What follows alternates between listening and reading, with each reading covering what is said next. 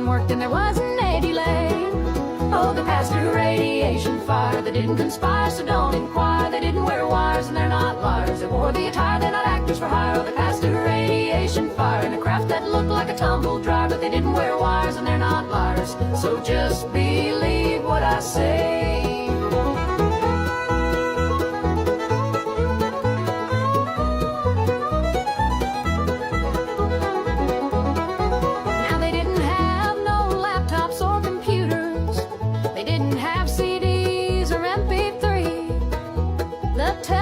Was black and white, but they managed to get to the moon just right. Cause in 1969 technology, oh, they passed through radiation fire. They didn't conspire, so don't inquire. They didn't wear wires and they're not liars. They wore the attire, they're not actors for hire. They passed through radiation fire in a craft that looked like a tumble dryer. But they didn't wear wires and they're not liars. So just believe what I say.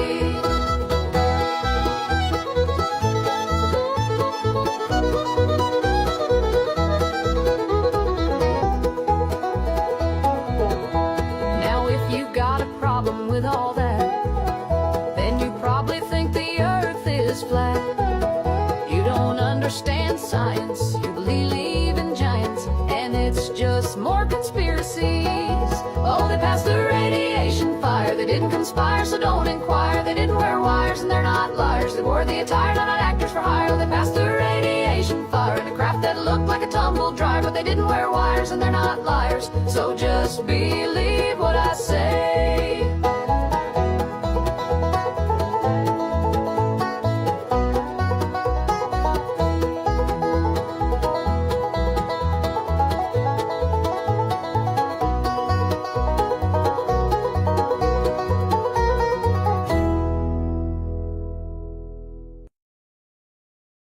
Why can't we solve the moon landing debate? We planted 6 flags on the moon in 1969. Nobody moved those flags, right? We can't point a telescope at the moon and find these flags? No, we don't have a telescope that's strong enough to view the flags we planted on the moon. But we have a telescope that's strong enough to see other galaxies?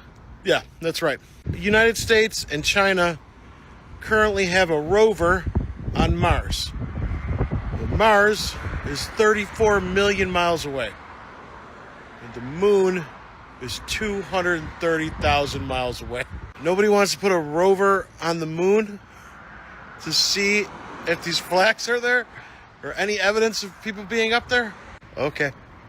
Ladies and gentlemen, welcome to the moon landing studio set right here. And of course, you have got to try not to laugh. I mean, look at these guys. Come on, guys. Do you really believe this is the moon? Look at the dust. Look at the sand. Look at the stones and bits and pieces. Well, this looks more real. Yeah. Look at this one. Is this the moon? Could this be another planet?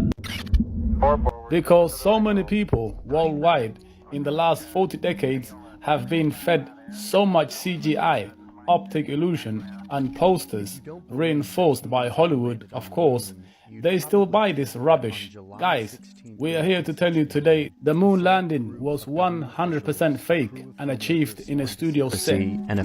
Well, I think it's time to tell you why those two things go hand in hand, and everything is here in the Book of Secrets. Although many do not want to accept it, the Bible is the inspiration of God, the creator of heaven and earth, and the instruction manual he left us to live in his creation. If you are just starting to read the Bible, it might be a bit difficult to understand. You don't know where to start, but if you're interested, I recommend starting a Bible study either together or in a group, because that way each verse is debated and analyzed in depth. If you want to do it alone at home, I recommend praying to the Creator for discernment and understanding of it. Well, but let's get to the topic I wanted to explain. Christianity and flat earth. What does the Bible say about the earth? In Isaiah chapter 40 verse 22, it says, "He sits enthroned above the circle of the earth, and its people are like grasshoppers." He stretches out the heavens like a curtain, and spreads them out like a tent to dwell in. Well, other versions say, he sits above the circle of the earth, but a circle is a circle, not a sphere. And in the version I read to you at the beginning that says vault, you clearly know what a vault is, right? The very dome or vault. But it is not the only verse where it suggests that we live in a closed system. Let's go to Genesis at the beginning of creation. In Genesis chapter 1 verse 6 it says, "And God said, let there be an expanse in the midst of the waters, and let it separate them. And it was so." God made the expanse that separated the waters below from the waters above. God called this expanse sky. So there is water above the sky, above the firmament, and the waters below would be the oceans, rivers, etc. All this changes with the great flood when God uses the waters above to bring judgment to the world. And certainly there are some verses that say that God opened the floodgates of the firmament, so that the great flood could occur, and then God closed those gates. And interestingly, after closing the gates, that is the vault, God made a rainbow visible, which is God's promise to humans, reminding them that he would not send punishment like the great flood. What did God do? He placed the dome, the celestial vault, and we clearly know that rainbows are the reflection of the same firmament. And not only the rainbow, but also the halos that are seen. If that vault, dome, or whatever you want to call it didn't exist, those effects wouldn't occur.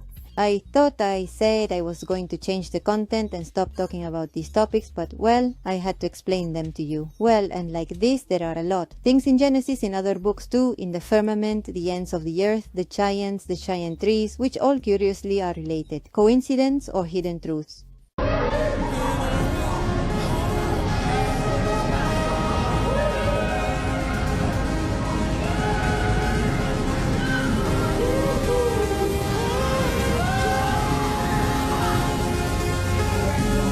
I went to NASA documents. That was the first place I looked. And one of the interesting things to me was that they had gravity equaling 0 in almost every single equation that they had. So it meant that it didn't even equate to anything. It wasn't actually being used as a real thing. It was just a placeholder. So when Devin was asking, do flat earthers just like feel inferior? Is this where this comes from? No, a lot of us were huge into science fiction. I myself was really big. I actually talked about it on this channel last time. I was really big into sci-fi. I was huge into Stargate SG-1, Stargate Atlantis, Babylon 5. I actually grew up being a sci-fi kid. So when my dad decided to change to be into a flat earther, I took that as a challenge and I tried to prove him wrong. But in order to prove him wrong, I had to know what the actual argument for the flat earth was. And so I went to those sources, and at the time, a lot of them had, documentaries out there like Eric Dubay had stuff, ODD TV had stuff. Some of them were on YouTube, some of them got taken down and you had to go other places to look. I went to the NASA.gov, I went to the military, which a lot of them took their own FOIAs down for some reason.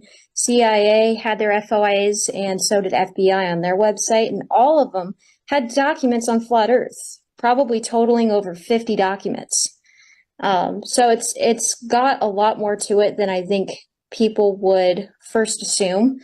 And that the fact that we have so much information on it and it's been around for so long should make people question it. And I can tell you from experience that a lot of the people in NASA are actually independent contractors, and they're given specific jobs and tasks and specific levels of confidentiality of where you get to know this much information, that much information, or this much information. So it's just the people at the top that really have to know what exactly is going on as far as who's lying about the shape of the earth. It does not have to be the person sitting there trying to design, like a helium balloon for NASA, because they admit that they still do those and attach it to satelloons, which are satellites. Cape Horn, you turn left and then you turn left and then you head back home. No, to the right is Antarctica. Sailing around the world is very simple. You go down the Atlantic, you turn left every time, and then you go back up. It's like going around a neighborhood block. You always have to turn left. If you ever hesitate at any point, just turn left. Here's what you can find on the Long the Globe's website, where they model the route on the sphere. They show us that you can go around Antarctica by turning to the right with the waypoints. But as he himself says, he goes around the neighborhood by turning left, as you can see on the Gleason map, keeping the Antarctic Circle on the right.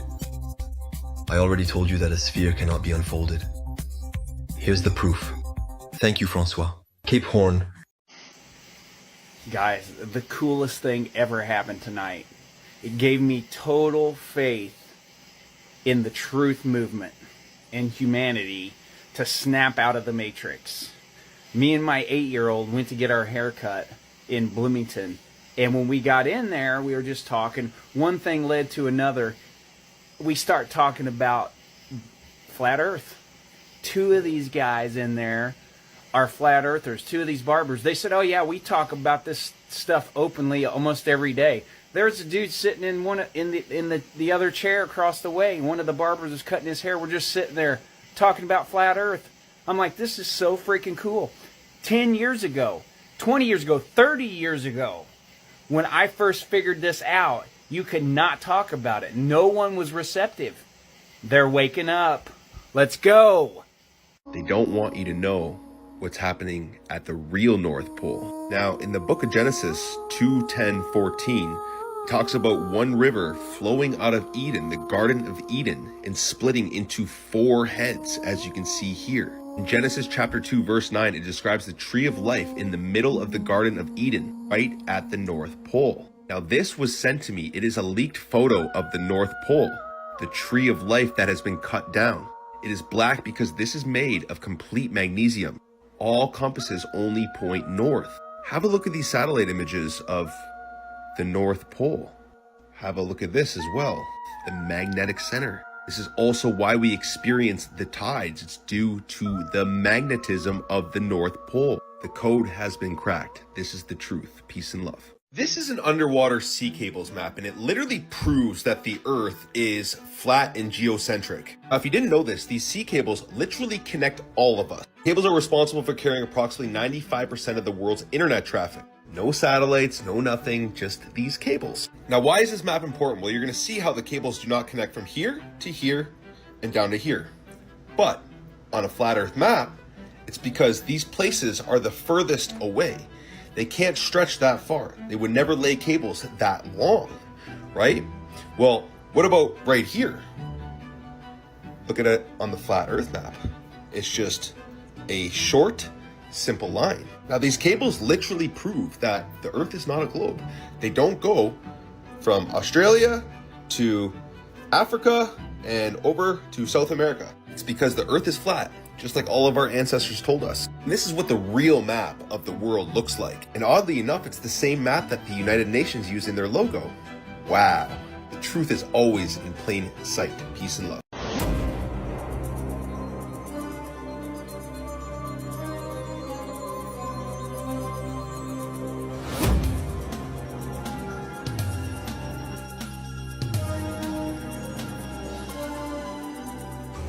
As a special effects cinematographer, I believe this was a model filmed using a remote-controlled radio module.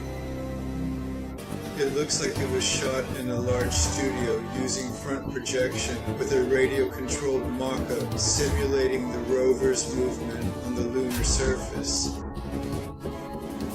What raises doubts. The camera on the rover shakes a lot. You can see it clearly. And at precisely the same time, the individual person sitting on the rover shows absolutely no discernible reaction at all. He acts as if his entire wrist and his elbow are firmly tied or securely attached to his body or to the rover itself. The camera moves, but the arm does not move at all, remaining completely still. The notebook moves, although it's not really clear why the notebook should be moving. But nevertheless it moves while the arm does not. This raises doubts. In addition, there are areas where the difference between the loose soil and the soil in the background is very noticeable. They differ from each other in color, lighting, and texture. The same doubts arose when we watched Kubrick's film 2001: A Space Odyssey. There was also a difference between the foreground and the background there.